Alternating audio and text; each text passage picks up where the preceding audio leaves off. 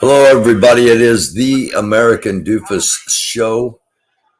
Don't be a doofus. Thank you for watching. It is the midday update for Saturday, February 26th, the ongoing conflict between Ukraine and Russia. And thank you all for watching. Once again, it is the American Doofus Show. Don't be a doofus. We're starting out by showing the protest that is going on live right now in New York City, downtown.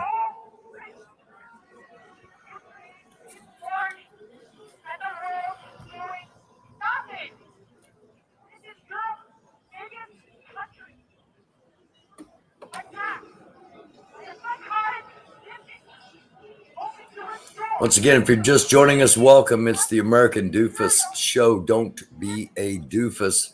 Do hit the subscribe, like, and share. Midday update on what is going on in Ukraine. But at the moment, we are looking at Times Square in New York City as a massive protest has begun. It began about 20 minutes ago.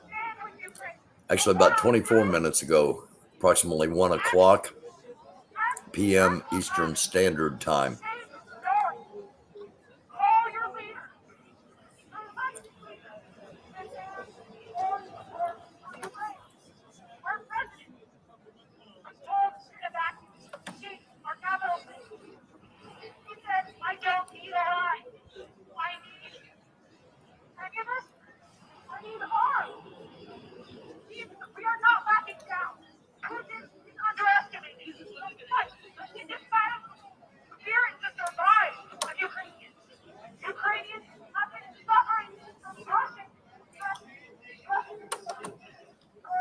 Welcome to Gravitas Plus at Palki Sharma Upadhyay.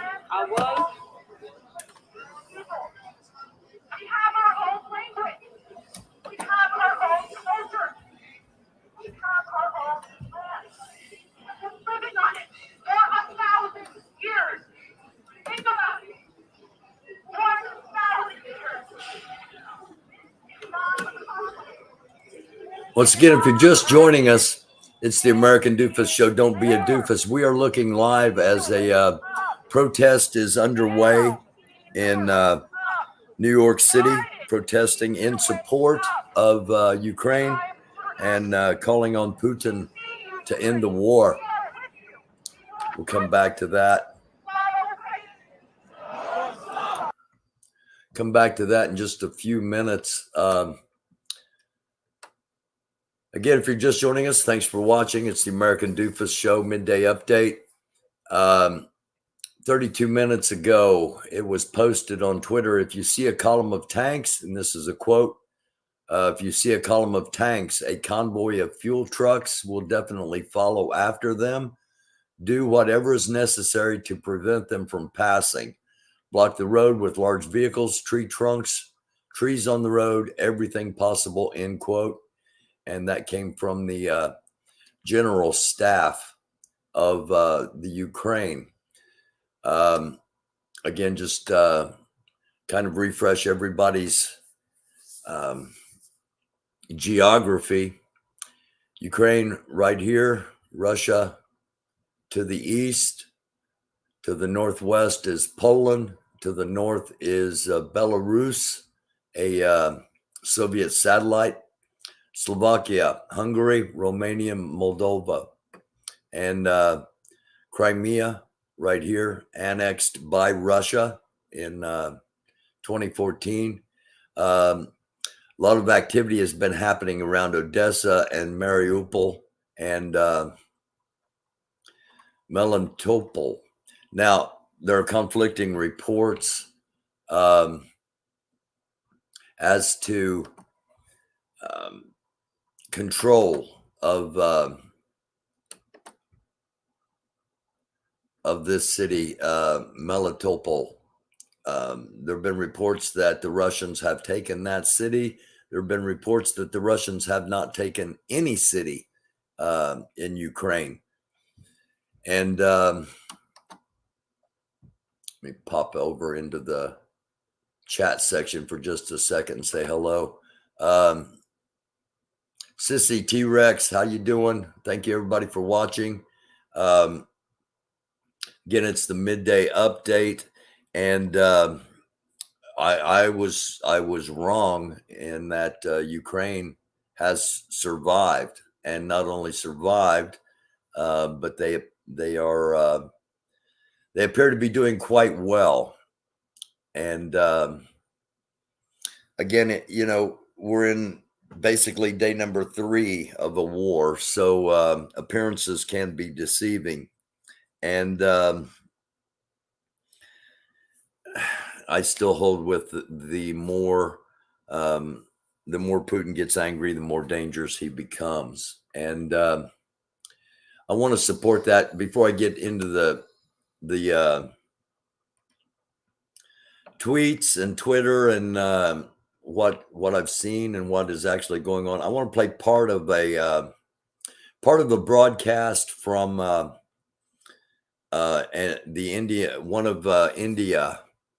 of India's broadcasting companies, and this is this is a kind of a retrospective of Putin, if you will. So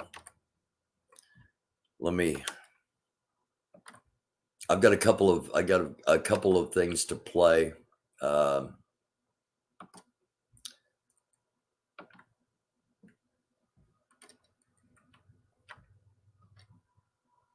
And here we go.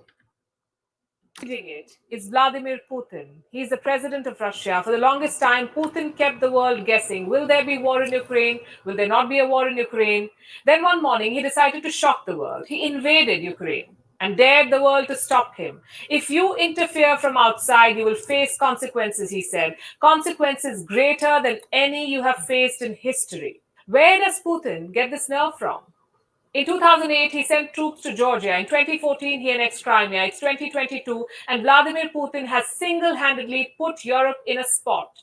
He has launched a multi-frontal attack on Ukraine. People are calling Putin the new Hitler, the Nazi dictator who wanted to unify Greater Germany. So he sent Nazi troops in the area between the Third Reich and the Sudetenland region in Czechoslovakia.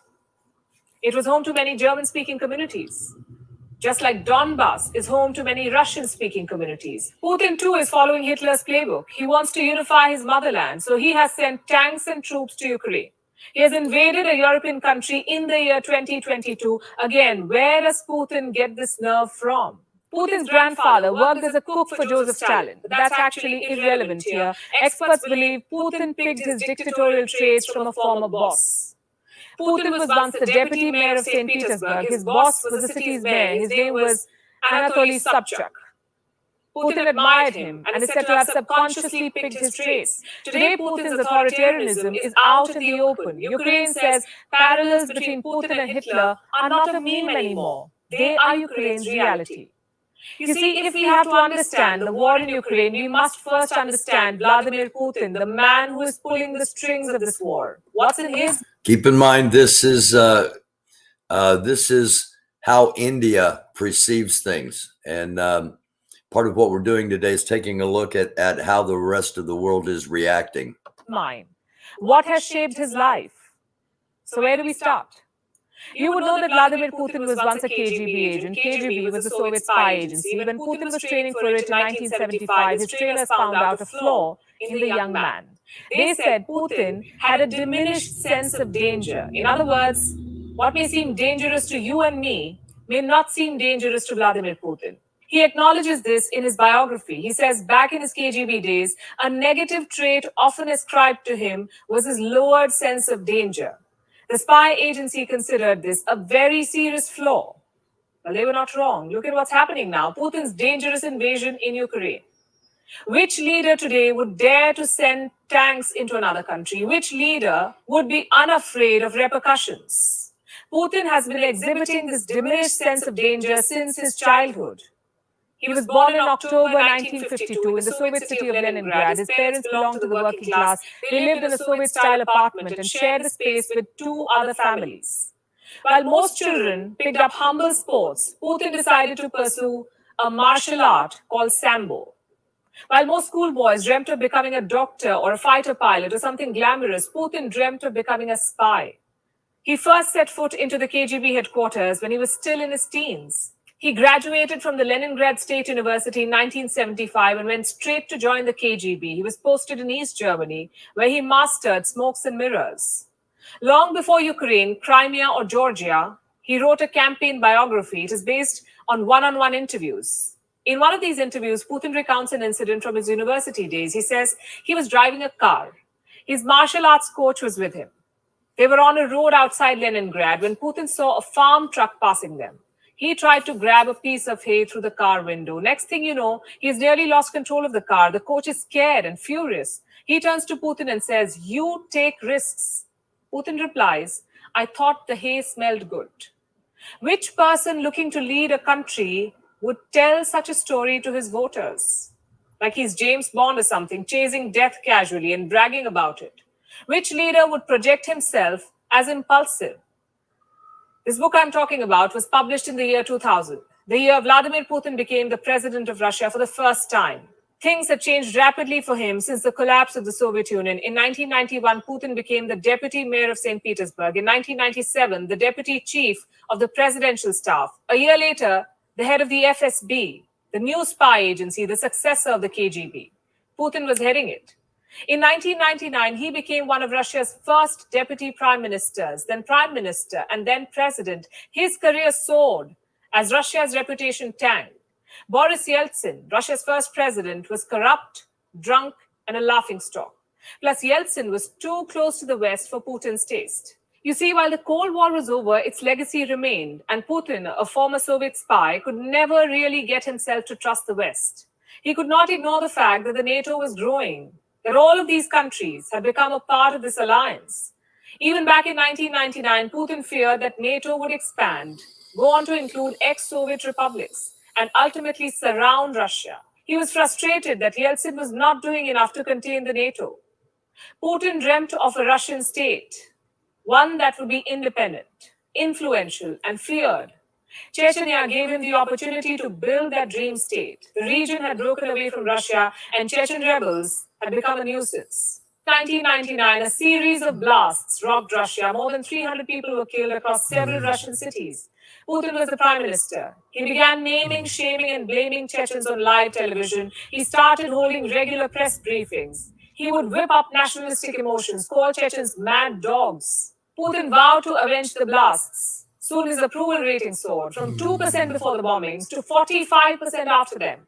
Reports then emerged that Putin may have faked these bombings, that KGB agents could have planted the bombs. Why would they do that? To help Putin's popularity. Russia, of course, watched this theory and went to war with Chechnya. At least 80,000 people were killed, and Chechnya was brought back to Russia. Instead of gloating, Yeltsin suddenly resigned. He named Vladimir Putin the country's acting president. It was New Year's Eve, 31st of December 1999. Putin was married to a former flight attendant. She had no idea her husband was becoming the president of Russia. Putin had known about this for days, but he never told his wife. He did not tell her he would be the next president. That's how secretive Vladimir Putin can be. Reports say the Russian parliament had no clue about his plans of invading Ukraine either. Yes, he asked for permission to send troops to foreign lands, but the lawmakers never thought he would actually attack Ukraine. In fact, Putin never even needed that permission. He's the commander-in-chief of the Russian armed forces. He can send troops wherever he likes. So going to the parliament was a stunt. And Putin likes stunts. He once dived deep into the Black Sea, came up with 2 ancient Greek urns. Putin said he fetched the relics from the floor of the Black Sea. It was later revealed the show was staged. Drinking water before bed reverses diabetes. Okay, that's a good place to stop. Again, this is from WION, India Television, and basically a rather odd thing to have on India television. India was one of 3 nations that in the United Nations Security Council meeting, India abstained from voting to sanction Russia. India, China, and the United Arab Emirates, all 3 voted, or none of them voted. Russia, as a permanent member of the council, voted against, and therefore there was no condemnation from the United Nations towards Russia. It's just the way the UN works. As crazy as that sounds. Okay, let's. I've got some things that I've been saving that I wanted to share, and let's get to a few more of those now. As to what's been going on in Russia or in Ukraine. 48 minutes ago, Russian troops entered residential area as Ukrainians attempt to stop a tank.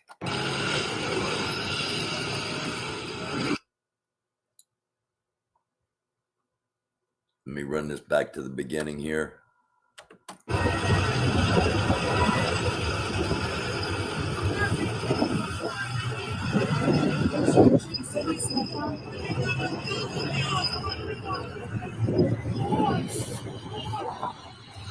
There's somewhat similar to Tiananmen Square in China. People getting in front of tanks, actually kneeling down, trying to stop them with their hands. Again, this was 48 minutes ago, posted 48 minutes ago. It's now dark in Ukraine.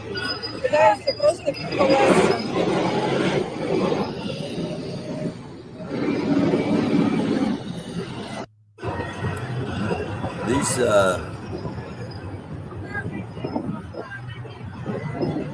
may be a little heavier tanks than what we've seen. You can see the guy trying to stand in front of it, then he gets on his knees in front of it. It's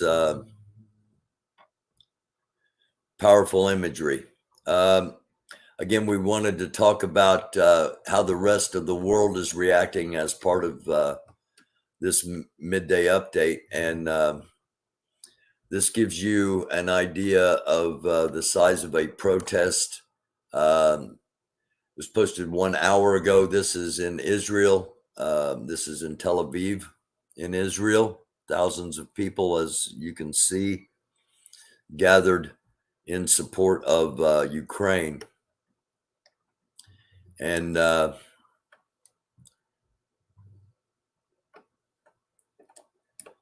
I had mentioned that it appears that things are going better for Ukraine than people expected they would. I've got a video here. I want to expand. And I talked the past couple of days, actually mostly yesterday, about NLAW's shoulder-launched light anti-tank missiles. And we're going to see one of those here.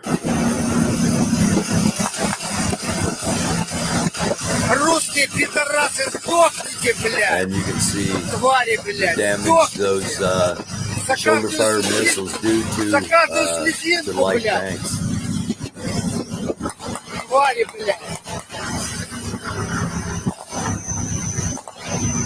See troops positioned over here fighting, trying to stop the advancement of Russian tanks.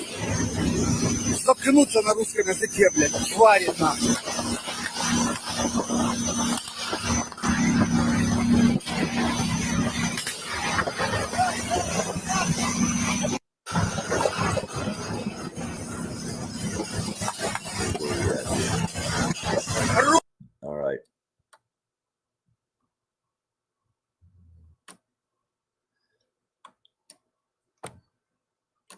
Okay, right here, this guy is carrying one of the NLAWs.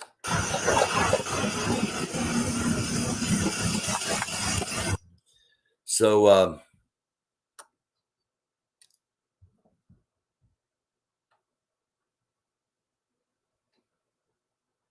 this was a rather gut-wrenching video.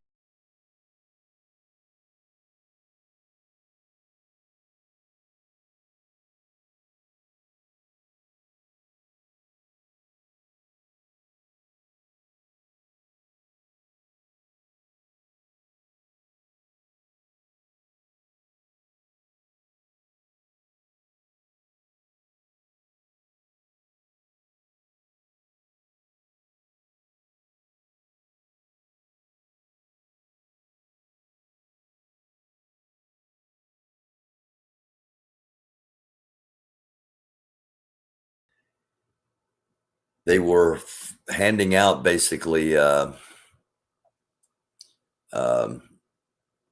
rifles, ammunition, and the NLAW's light anti-tank shoulder-mounted missiles, RPGs, rocket-propelled grenades. So the citizens of Ukraine by now are very well armed, and it's going to just be this is not going, in my opinion, this is not going how Putin and Russia wanted it to go. With saying that, many Russian people are against this war, and including some in the Russian parliament. They are speaking out, saying they approved protecting the Donbass region, the breakaway republics. They did not approve attacking Kiev. And in my opinion, the world's biggest and brightest hope right now might be the American people, or I'm sorry, the Russian people rising up and overthrowing Putin and the Putin government. But if that does not happen, it's going to get a whole lot worse. And as Putin is frustrated, I just think he will become more and more apt to use nuclear weapons. We saw, again, if you're just joining us, thanks for watching. If you've been watching, we saw the expose on Putin, how the KGB itself said he had a serious personality flaw. And I hope the world doesn't pay for that flaw. I also said last night that if I had information that I knew he was going to do something that would potentially threaten the world, I would recommend that he be assassinated. And I've never, ever said anything close to like that. I probably would have said it about Hitler, but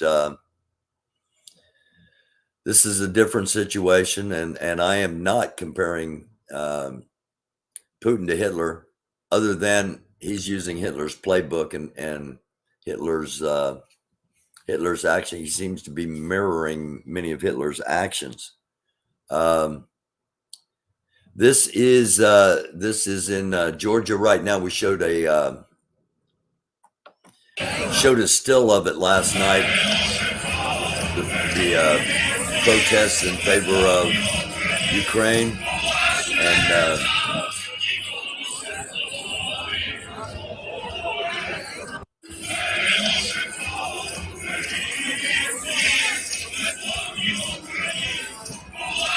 so a lot of the world on this Saturday. I've got some heartbreaking videos here.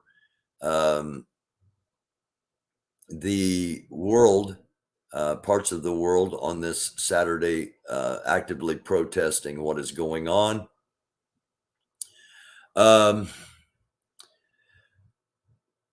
These are Ukrainian women who've just joined the territorial defense. This was 1 hour ago. Iana is a psychologist. Yulia is a Ukraine language teacher. And this is Olesia. Just crazy, really, really crazy. Go from the beginning.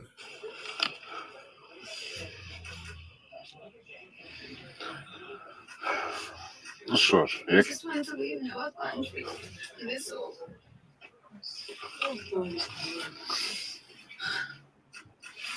Well, you're fighting for it.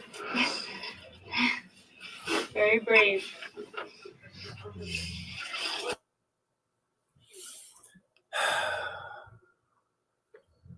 And perhaps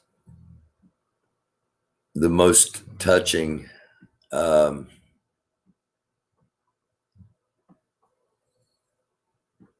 me get down to it. I've got some other video things to show here I may save for this evening. I wanted to show this picture.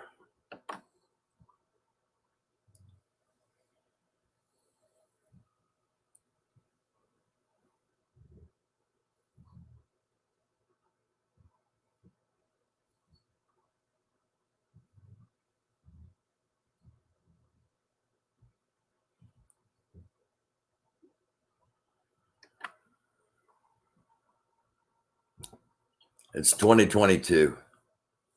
We shouldn't have pictures like that, but we do. Hello, everybody. Thank you for watching.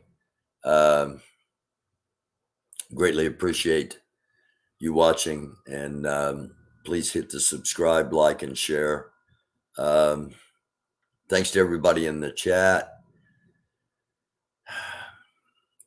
The question comes up, and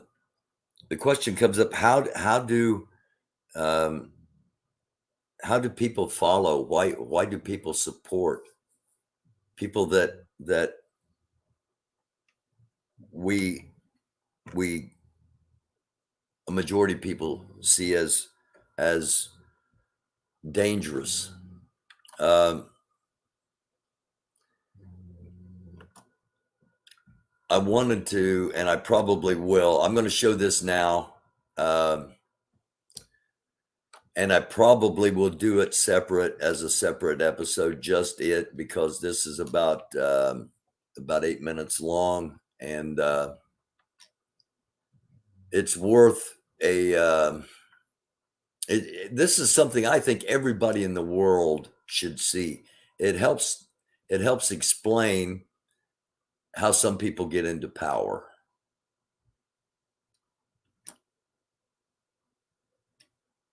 Let's take a listen. Check on the extremist beat. So this is John Avalon, Extremist Beat. You know what I'm talking about, because we see it too often in politics, in business, in society overall. I believe the world is basically full of good people, but there's no denying that sometimes the worst people seem to get ahead with charming duplicity and bullying behavior, and they hold on to power by wielding the old weapons of fear and greed that can affect a lot of folks. So why does this happen? After all, humanity tends to celebrate the opposite values in our stories and faith-based traditions, valuing truth over lies, kindness over callousness, and good over evil.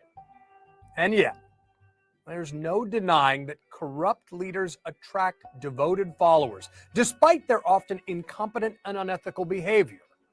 So, why do so many people fall under their sway? Is it hardwired into human nature? Or is it about the systems we put in place? That's the subject of a fascinating new book by University College London professor and Washington Post columnist Brian Klaas called Corruptible. Now, you know the problem. You've probably dealt with it in your own life. So I want to dig into the conversation right away to give you some solutions and perhaps some hope that together we can overcome the corrupt leaders we confront in our own lives. Brian, welcome to Reality Check. Let's start off with this. What's the dark triad? The dark triad is a particularly dangerous cocktail of personality traits that destructive individuals have, including Machiavellianism, narcissism, and psychopathy, being a psychopath.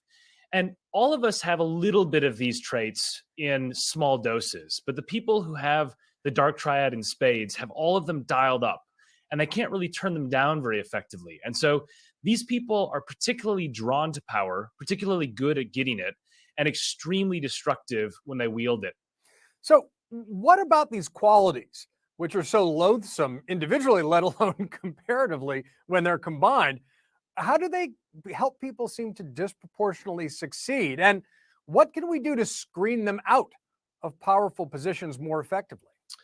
Well, the first thing is that we have a system in which people self select into power. In other words, people say, I should be powerful, I should run for office, I should be promoted. And that means that power hungry people, by definition, go towards those jobs, those positions, and those elections. So already we have a self selection problem of powerful people who are power hungry.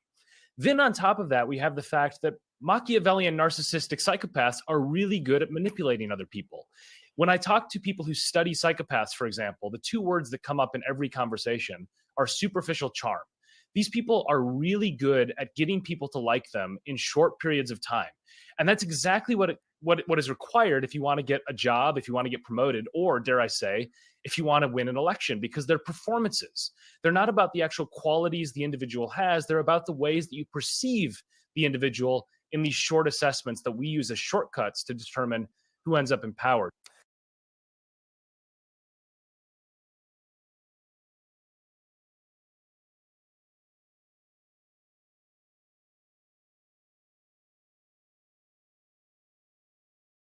So, what can we do to screen them out more effectively?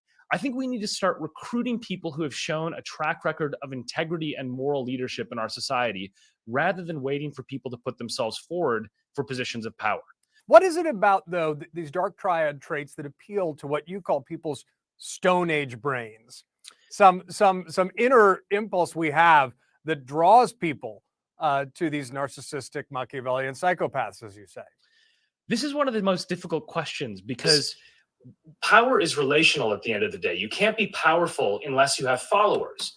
And so one of the questions I was grappling with is, why do we let the... Again, this is giving you things to think about, not telling you what to think or how to think. It's just giving information, things that we might not have considered that may be true. These people rule over us when they're so clearly unfit for the job.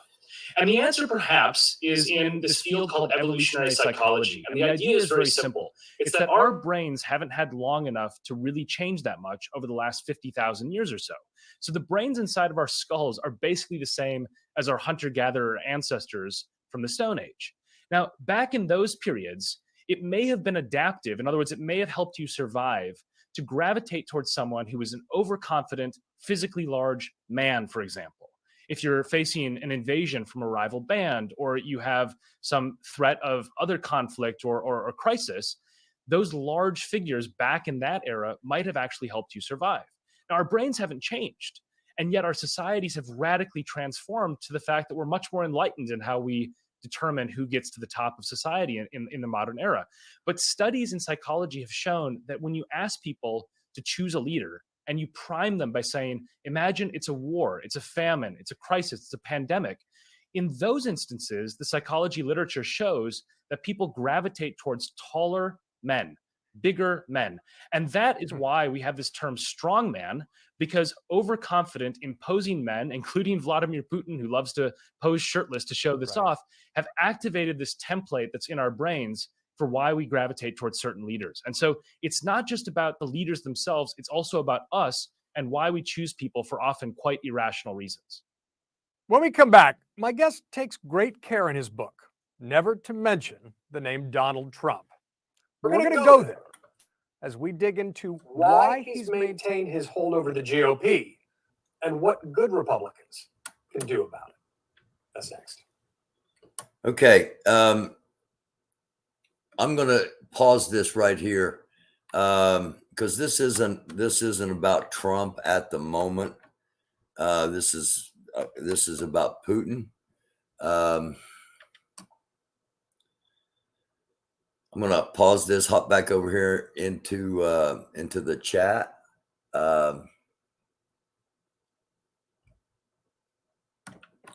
If I can, there we go. I'm back over in the chat. Hello, everybody. Thank you for watching. It's the American Doofus Show. Don't be a doofus. We are I'm just going to go ahead and play this. And again, I'm showing this to give us something to think about. Why did Hitler come into power? Why did Putin come into power? Why did Trump take over the Republican Party? Let's take a listen.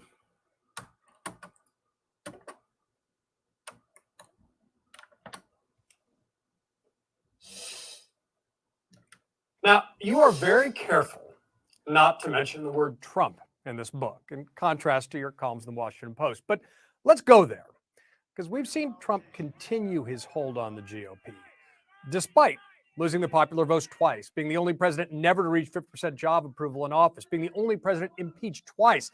And that's not even counting his attempt to overturn an election, which is a corrupt assault on democracy itself.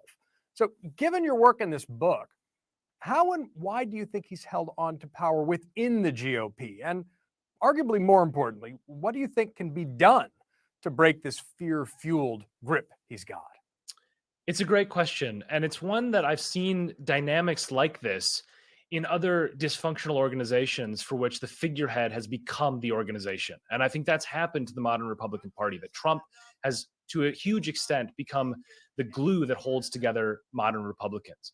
Now, the problem is that people have to have an off-ramp from their beliefs. So in other words, if you have a Republican who has gone along with lots of Trump's behavior for the last 5 or 6 years, hitting that breaking point creates what psychologists would call cognitive dissonance in them. In other words, they would have to admit that they were wrong for the last several years, and their identity, which is now tied up so closely with being a Trump-supporting Republican, has also been wrong. And that's really, really difficult to do. So I think, one of the problems that we face is that facts just aren't enough anymore. I mean, as we know, you can tell people that the election was not stolen, and it will only make them believe more that it was, because it's coming from a source that they think is evil or wrong. And so, my worry about this is that Trump's grip on the GOP is changing the dynamics of the next generation of Republicans. I think that's what we really need to think about and be careful to understand. Because when I said rotten systems attract rotten people, what I mean by that is if somebody is thinking about running for office in their local constituency and they're a lifelong Republican and they look at the Trumpian GOP, they're going to think, the only way I can get elected right now is to lie to people and tell them that Trump should have won the election because it was stolen, even though it wasn't. Now, the people who have no problem with that, the people who are willing to be chameleon-like and to totally change themselves and lie on his behalf, they have a future in the GOP. Everybody else will just self-select out. They'll say, I'm going to lose, why would I bother? And so what really worries me is that by warping the dynamics in the modern Republican Party, he set up a pipeline for the future generation of Republican leaders that will be more Trump-like. Because again, rotten systems attract rotten people. The Trumpian GOP is going to attract lots of Trumpian-style figures. And unfortunately, that creates a generational problem rather than one that can be resolved in the next 2 to 4 years. Well, that's sobering, but it also unfortunately makes sense. So let me challenge you to apply some of the practical lessons to the problem of this cult of personality that's taken over a political party. What actions would you recommend that good and honest and decent Republicans take to try to break this fever within their party? Well, I think there's a few things that can be done. The first is the truth still matters, right? Even if it doesn't always work on people who are true believers, there's a lot of people in the country who have the view that, Trump was okay, but they don't like some aspects of him. Those people are persuadable. So I think there has to be a fight to reclaim the Republican Party from the Trump-style authoritarianism that has taken over in the last several years. But I also think, even though on a system-wide level, it's less likely that good, decent, normal people will self-select into positions of power in the current moment, good, decent, normal people can still do that. Fascinating stuff. Brian, thank you for writing the book, and thanks for joining us on Reality Check. Be well.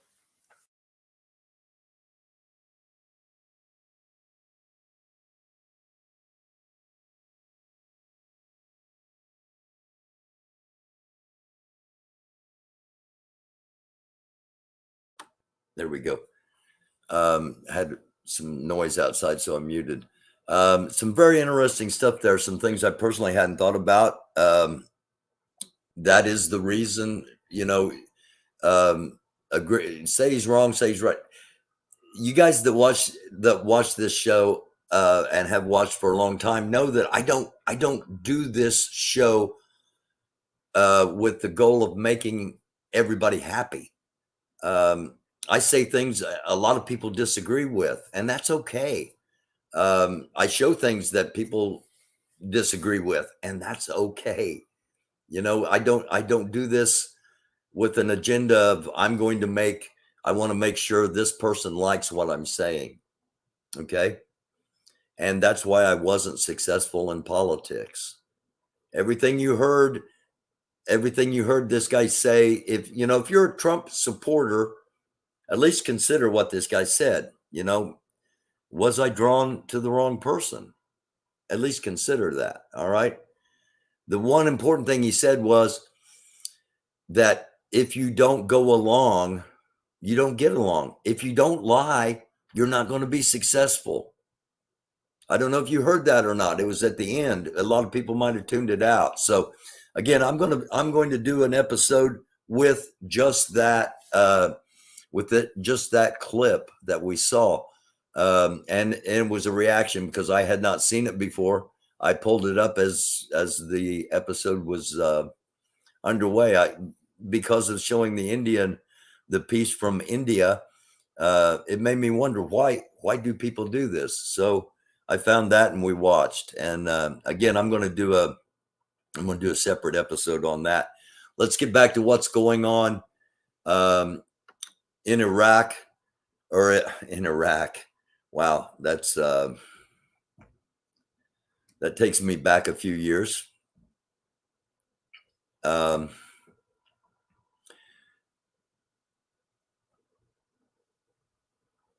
Okay, this is the one video. I bypassed it because I wanted to get to one of the little kids there. I mentioned yesterday that on the radio in Ukraine, they were giving detailed information on how to construct improvised explosive devices and how to construct Molotov cocktails. And people were listening. Let's look.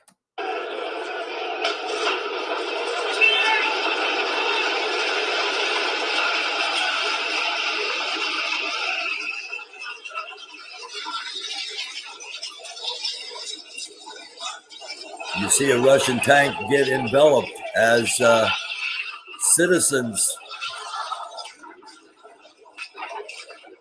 There's an explosive device.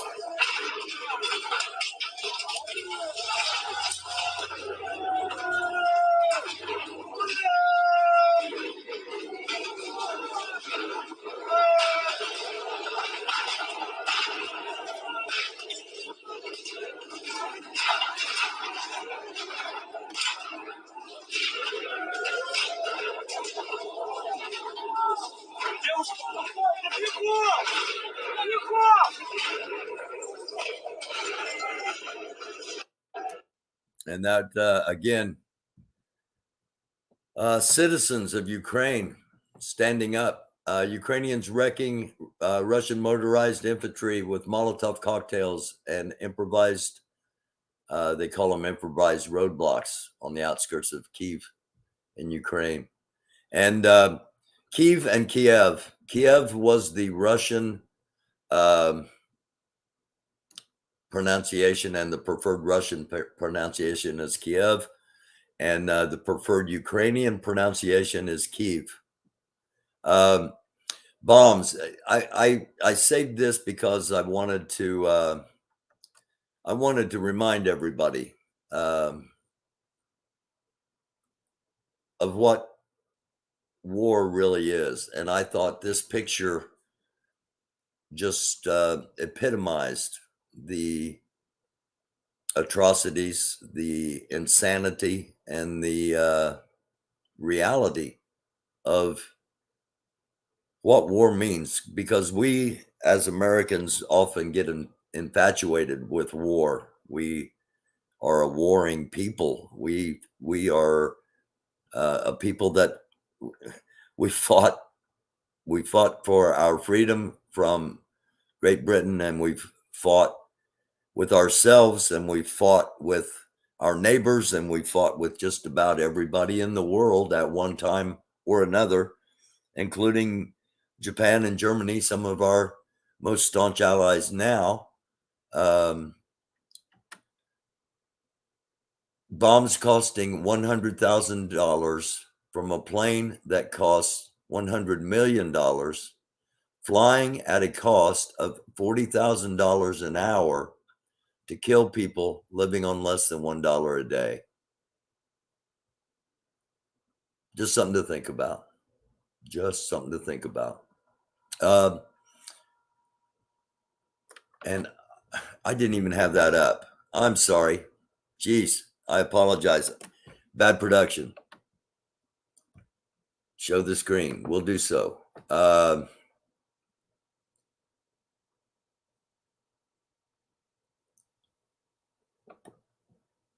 My bad. This is the this I didn't show. This is the Molotov cocktail attack. I'll set it up once again. Yesterday, I reported that on Ukrainian radio, they were giving out instructions on how to construct Molotov cocktails and improvised explosives. And the people were listening. Here's that video. I apologize.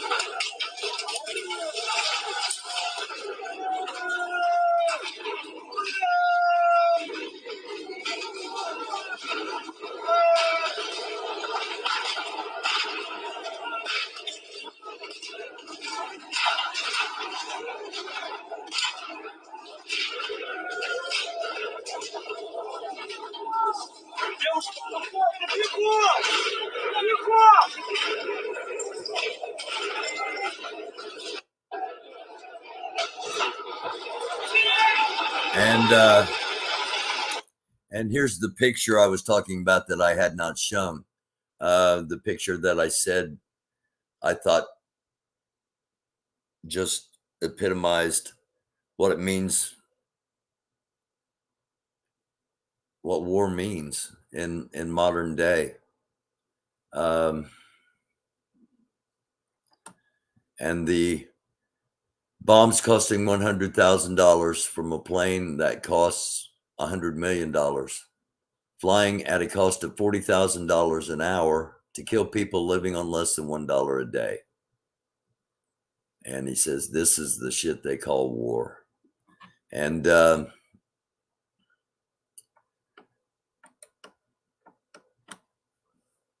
this is the first Afghan fighter, the first Afghani to come to the front lines of Ukraine. And his name is Jalal. And he says he's going to sacrifice himself for the people of Ukraine.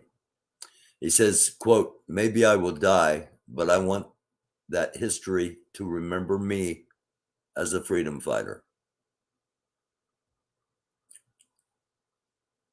We talk about this a lot. One person's freedom fighter is another person's terrorist. And people in Ukraine may have looked at this man as a terrorist at one time. And that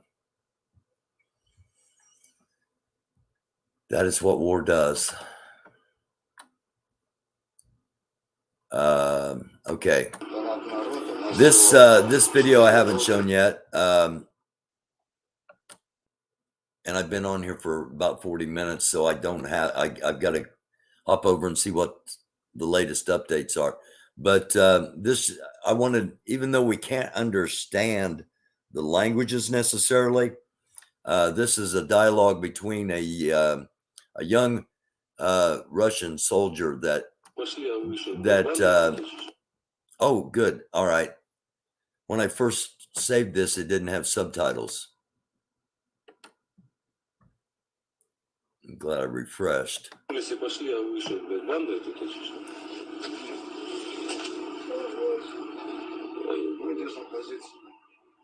Там сколько человек было?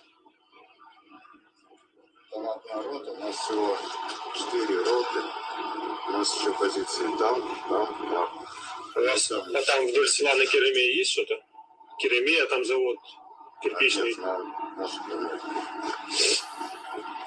Значит так, пацаны, я вам серьезно говорю, если вас будут ебашить, и вы будете навывозить, нахуй, складываете оружие на повороте, блядь, раздеваетесь, нахуй, ну так, я имею в виду, разгрузку, нахуй, каску, все, нахуй, сложив, блядь, с поднятыми руками, без прикола. У меня ружье заряжено, нахуй, если кто-то рипнется, ему не похуй будет вообще, абсолютно. Я тебе отвечаю, нахуй. Вы заходите, я вас закрываю в складе, нахуй, и пиздец. Приезжают наши пацаны, мы вас отдаем. Если хотите жить. Нет, нахуй с пляжа. Если будете бегать сюда, я вас отсюда буду ебашить. Все понятно? Да. Договорились. Как я понял, если наши ребята тут приедут, наверное, они к нам выйдут. Все. Мы никого трогать не будем. Нам тоже тебя нахуй не надо.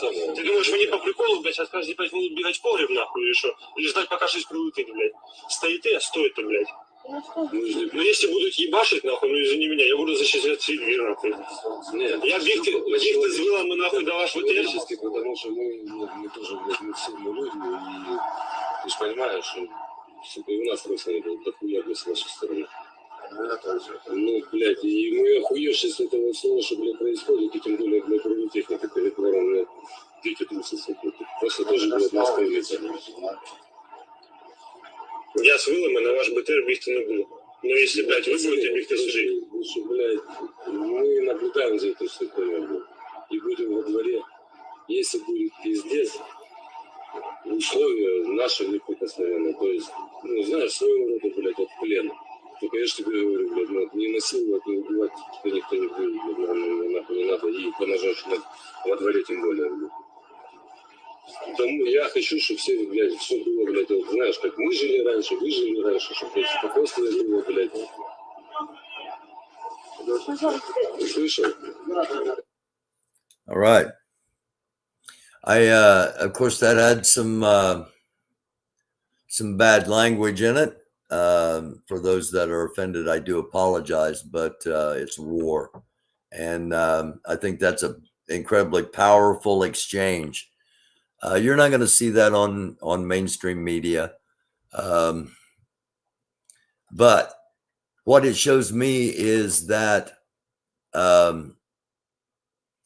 the soldiers may not have known that they were actually invading Ukraine.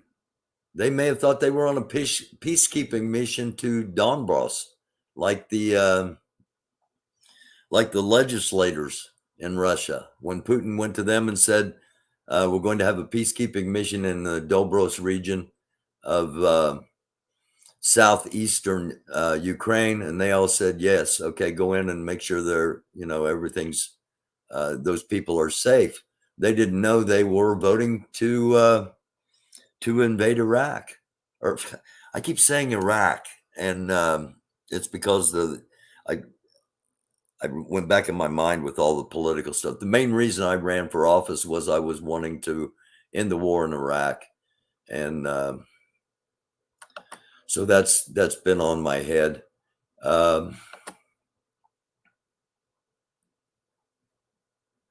Let's see what's going on the flight tracker real quick as we transition from what's been happening to what is happening. Forte 11, the drone is still active. Here's Forte 11. Been monitoring this part of the Black Sea and this part of the Russian coastline. Do we have any other planes up? Yeah, this is a U.S. plane. Right here, pretty much doing what it was doing yesterday. And what is this?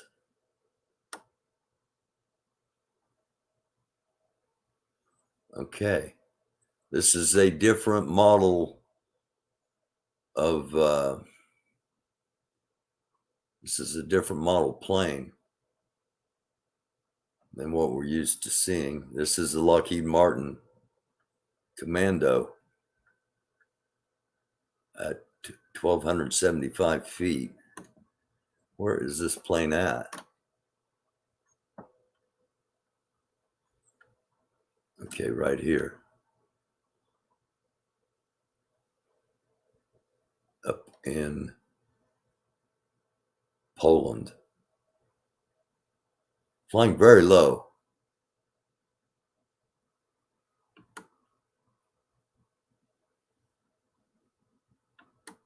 And this should be an Air Force plane as well, right up here.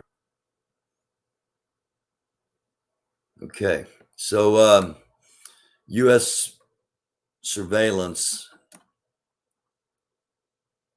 Okay, this is Royal Air Force. This is British surveillance going on here by the Black Sea in Romania. So we are seeing more NATO members active, at least on our flight tracker.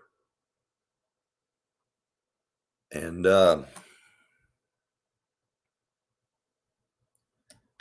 let's hop back over and see what the latest is. Marco Rubio, Churchill resolve and British courage during the Blitz transformed public opinion and American inspired the world. Now 8 decades later, it's Ukraine. Rubio sent out a tweet last night that really concerned me. Before I want to just readdress this tweet from Senator Marco Rubio. Okay, hold on a second. We got a new one here. Russian troops apparently moving in vicinity of large nuclear power plant in Ukraine. If confirmed, this is a worrisome sign because a radiological crisis instigated by the Ukrainian government is among the false flag contingencies Putin has contemplated. We talked about nuclear, both plants and weapons, and there's some new information.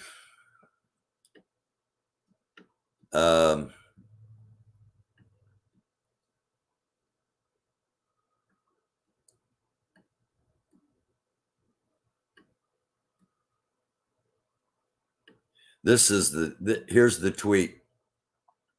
I wish I could share more, but for now I can say it's pretty obvious to many that something is off with Putin.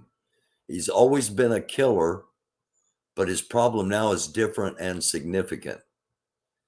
It would be a mistake to assume this Putin would react the same way he would have 5 years ago. That tweet from 17 hours ago, I still find very worrisome. I wish I could share more. That means he knows more. For now, all I can say is pretty obvious to many that something is off with Putin. All right, is it mental? Is it physical? And he has always been a killer. If you've been with us the whole time, the piece we ran towards the beginning with the assessment of the TV station in India with the kind of Putin dossier they laid out, he's always been a killer. But his problem now is different and significant. So his problem being that he's a violent sociopath is now different and significant. It would be a mistake to assume that he will react the same way he would have 5 years ago. To me, that's just an indication that nuclear weapons are far from off the table. Again, that's just my opinion. And I don't do this show and say, you must listen to me, you must follow me, or you will be blocked, or you will be, that's not what this show is about. I really don't care. I'm not running for office. I don't care if you agree with me or disagree with me. I'm just giving information. and giving you things to think about.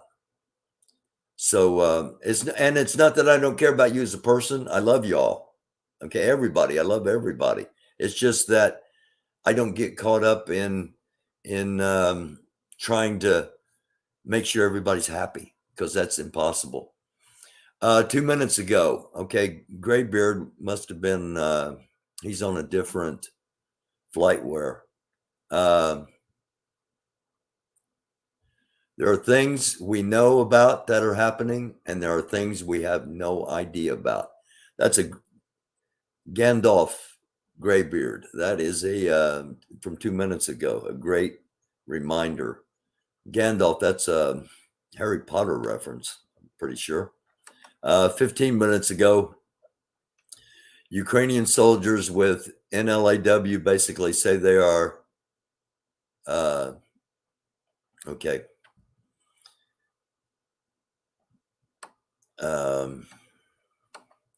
7 minutes ago, another massive round of EU sanctions against Russia is expected to be announced, including cutting Russia from SWIFT.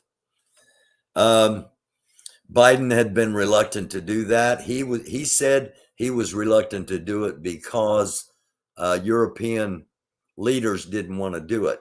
All the European leaders came out and said they wanted to do it.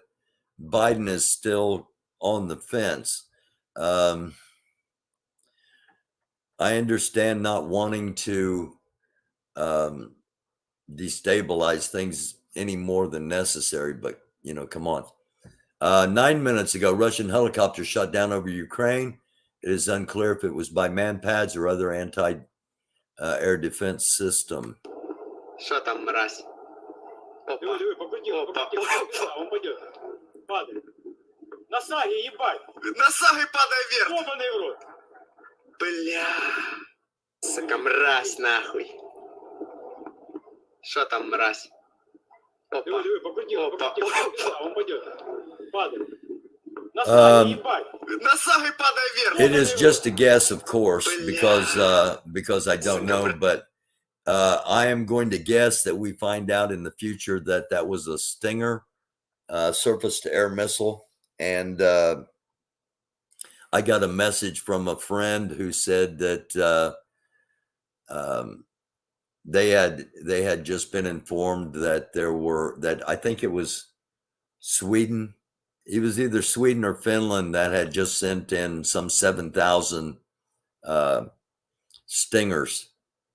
So again, they're calling it the anti-war coalition. Those that are helping Ukraine, they're not fighting the war. That includes the United States, but providing many assets, including intelligence assets, as I've shown you on Flight Tracker with the spy planes up, the U.S. spy planes and drones. And I imagine that we are giving Ukraine a much needed heads up as far as when, where, and what kind of weaponry is being used against them. This is from 53 minutes ago. This is open source intelligence. Again, Russian armored column containing a TOS-1. Okay, these are the thermobaric rocket systems. This is like long-range flame-throwing missile, okay? Containing a TOS-1 right here, okay? And it's in Tomak, and I'm not sure where Tomak is. Let me look that up real quick. Стоят. Люди просто стоят.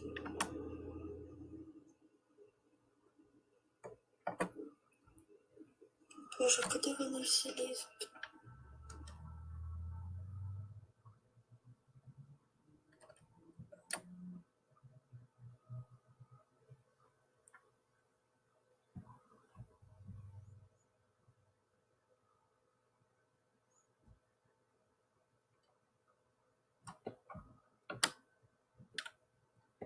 Yeah, watch this again.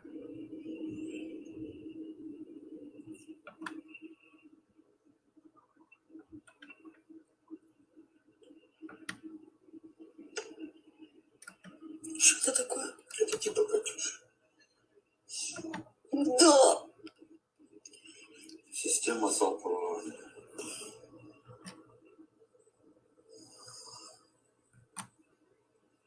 Катюша.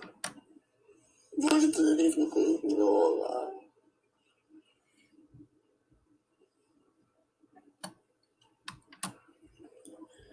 Just imagine that scene rolling through your streets of your city. It's hard to fathom in 2022. That was from Tomak, and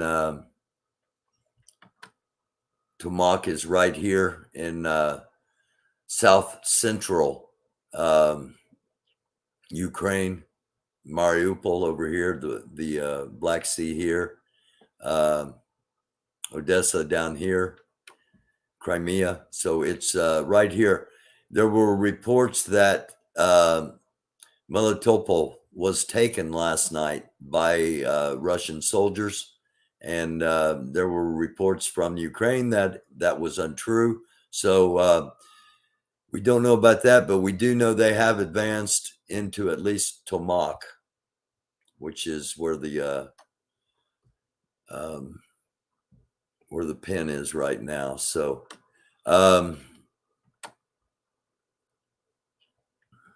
make sure I'm sharing what I'm talking about here.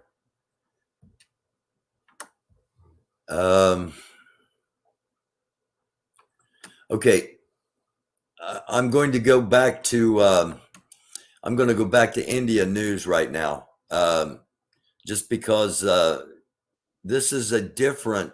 I want to show you the difference in reporting from the same India TV station. Russia's invasion into Ukraine has divided the world. The United States and its allies in the West have tried to project a united front against Russian aggression, but Russia too has mustered its allies. So let's take a look at who has backed the war and who has condemned it in unequivocal terms and who has remained neutral during Europe's worst crisis since the World War II. Let's start with the U.S. sponsored draft resolution at the UNSC. The draft sought to deplore in the strongest terms Russia's aggression against Ukraine. The draft resolution was bound to fail. Russia, as a permanent member, vetoed the draft. China, India, and the United Arab Emirates abstained from voting, while 11 nations, including the 3 permanent members like the US, UK, and France, and 8 non-permanent members, including Albania, Brazil, Gabon, Ghana, Ireland, Kenya, Mexico, and Norway, voted in favor. Far from being isolated from the international community, despite the sweeping sanctions, Vladimir Putin has managed to cement his ties with China. In his visit to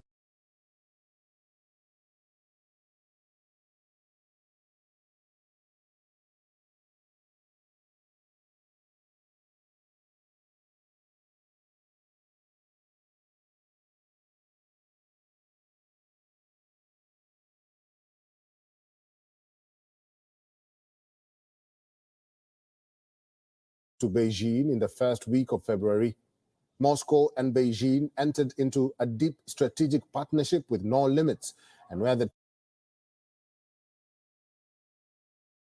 Sorry, I'm pausing this here. I paused it just for a second, just to let you know that he mentioned something. He mentioned the people the countries that voted in favor of Russia and those that voted against Russia. For many people, thought that Brazil would be standing with Russia, and indeed they did not. They voted to condemn Russia, and of course Russia vetoed that motion, so nothing ever happened. But you did see China, India, and United Arab Emirates abstain from voting to condemn Russia.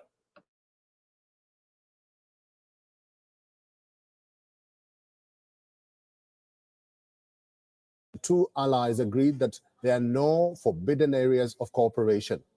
Russia, through its strategic intervention in the Syrian civil war, has earned an ally in Bashar al-Assad.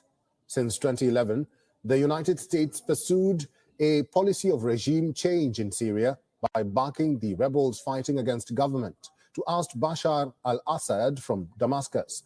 But Putin, through military aid from 2011 and direct military involvement in Syria from 2015, helped Assad turn the tide of the Syrian civil war. Russia has its only Mediterranean port in Syria at Tartus. It also exercises close control over the Syrian port of Latakia. This has turned Syria into a stout Russian ally in the region. Syria is the only other country after Russia to have recognized Donetsk and Luhansk as independent republics. Russian Deputy Prime Minister Yuri Borisov was on a whirlwind tour of the leftist nations in the Western Hemisphere from 16th of February. He met the leaders of Venezuela, Cuba, and Nicaragua and signed a series of strategic cooperation agreements on aspects such as trade, energy, and financial cooperation. Russia's decisive intervention into Kazakhstan has reiterated Russia's position of preeminence in Central Asia. In the month of January, Kazakhstan erupted into a nationwide unrest sparked by a spike in fuel prices. But Russia, leading the CSTO troops, managed to crush the protests in a short and decisive operation. Most Central Asian nations have maintained friendly relations with Moscow and have not condemned Russia's invasion into Ukraine. So, although the United States has been working its diplomatic levers to isolate Russia for invading into Ukraine, Vladimir Putin, so far in the conflict, has successfully managed to call the American bluff and has also shored up support for the Russian nation. Добрый день. Далековато, но надеюсь, что должным. Maximilian Haas, who is a fellow at the Foreign Policy Research Institute, joins us live from London for the latest unfolding in Ukraine. Maximilian, welcome to WION. Thank you for having me. What would be the strategic impact, politically or military-wise, if Russia successfully seizes Kiev? Well, that remains to be seen. It looks like the Ukrainian people are willing to fight a guerrilla war against Russia. Russia has fought a limited guerrilla war in Chechnya 20 years ago that was incredibly bloody and violent. But more Russians have apparently, according to Ukrainian numbers, already died in the 2 days of this conflict than died in that conflict. Even if Russia takes Kiev, it faces the risk of fighting a guerrilla war in many cities, in Kiev, in Kharkiv, in Dnipro, in Melitopol, in Mariupol, in Mykolaiv. The list goes on of places they've already attacked. So while the Russian military has a lot more capability than the Ukrainians, and certainly has the ability likely to seize these cities in the coming days, it doesn't have the ability to pacify them. So where does Ukraine go from here? What happens next? Well, that's a tragedy. It appears likely Ukraine will either be split in two or be forced to fight a brutal guerrilla war that will undermine the strength of any future Ukraine and risks putting it in a situation like Syria or Yemen has been. However, I think that this sounds as if I'm speaking about a unilateral success for Vladimir Putin, and I would not say that. This is an unprovoked war of aggression, the third time that Putin has started a war of aggression in the last 15 years, and I think the international community is beginning to wake up, and we've seen that with sanctions, even from non-traditional U.S. partners on such issues like Singapore, joining in and condemning Russia, and Putin is in some ways laying the risks for his own potential fall from power by committing fratricide amongst the Slavic peoples of Russia and Ukraine, and is really beginning to undermine his own regime at home as well. Maximilian, analysts argue that this invasion is a massive wake-up call for Europe. What do you make of that statement? And could this get any worse? Well, I think it's a massive wake-up call for Western Europe, in particular Germany, the United Kingdom, places that have been all too willing to do business with Russia and the Russian state, despite its previous wars of aggression. Eastern Europe has been sounding the alarm for well over a decade now, and even before Russia's first invasion of Georgia. I think it does need to be a wake-up call not only for Western Europe, but also for the rest of the world, including countries like India that have good relations with Russia and the United States. But now it is very clear that Putin is an aggressor, somebody who starts wars for no reason other than his own desires. And I think that will be a wake-up call for the rest of the world. I certainly hope it will be. Finally, we have moved from dialogue, diplomacy to joint and concerted actions by Western leaders, and to top the cream, stringent economic sanctions. Will this deter the Kremlin? I don't think stringent economic sanctions right now are likely to deter the Kremlin. We've seen some of the most drastic measures announced in over 80 years against the major country, but the sanctions regime now essentially is very close to the sanctions regime on Iran. Of course, with an even larger number of states supporting it, because it was the United States that unilaterally reimposed those and reneged on its agreements with Iran under 2014. But the United States had made very clear, and so had the European Union, and to a lesser extent the United Kingdom, that these kind of sanctions were what would happen if Putin invaded Ukraine. It is Putin who has chosen to cut the Russian economy and the Russian people off from the financial world and the technological around the world. And it is Vladimir Putin who will bear responsibility for that over the long term. So I don't think it will deter him. He's made this choice knowingly, but I do think it will in the long term significantly affect the relationship between the Russian people who do not want.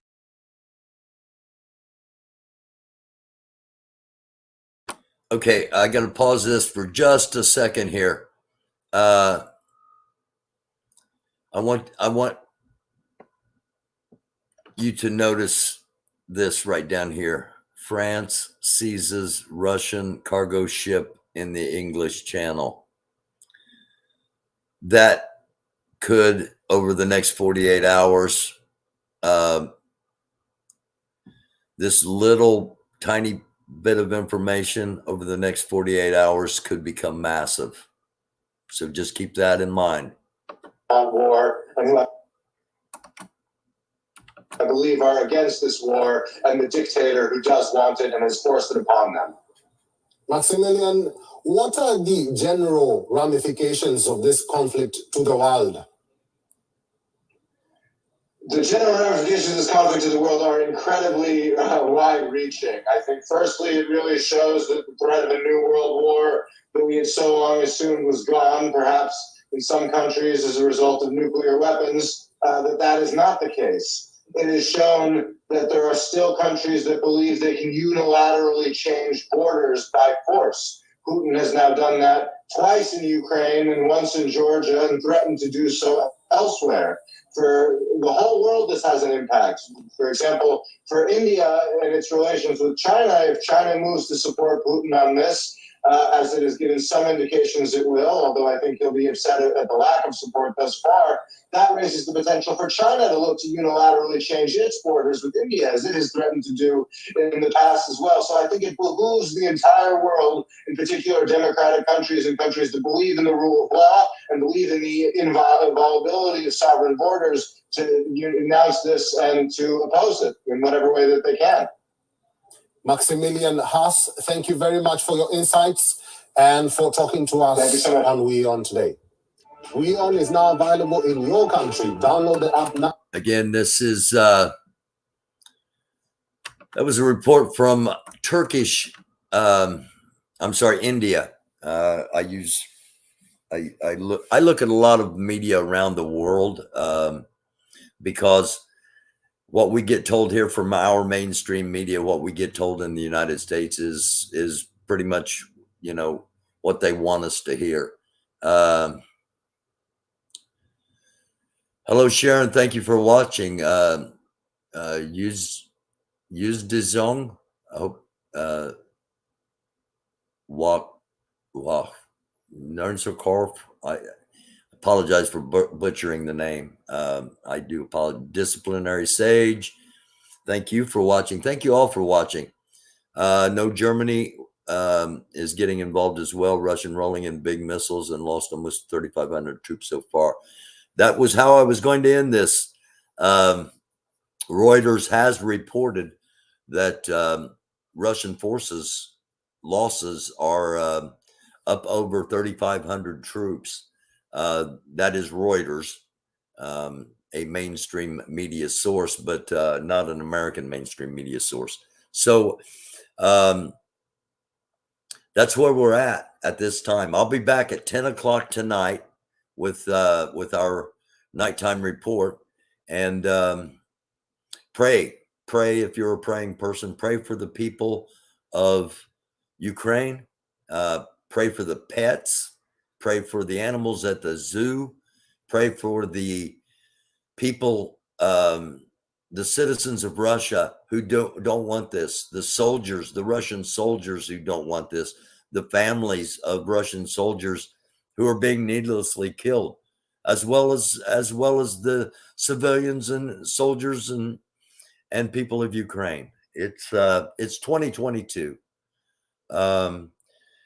My hope is there are enough of us in the world that one day we can all come together, and the idea of a war will be something simply studied in history and not something that we consider on a daily and regular basis. This is the American Doofus Show. Don't be a doofus. Thank you so much for watching. I'll see you at 10 o'clock tonight. Namaste. Shalom. Salam. Blessings. Peace. American Doofus Show. Don't be a doofus. Thank you for watching.